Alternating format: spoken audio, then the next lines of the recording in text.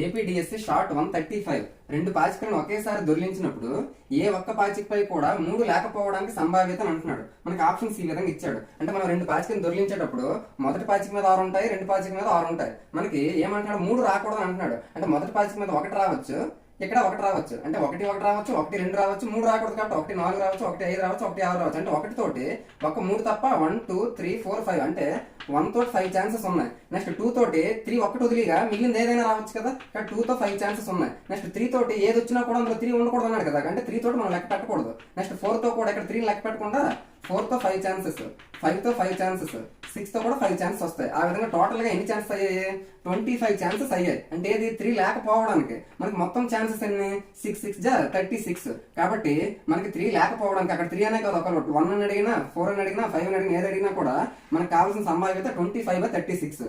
Option 1 is the correct answer. Thank you.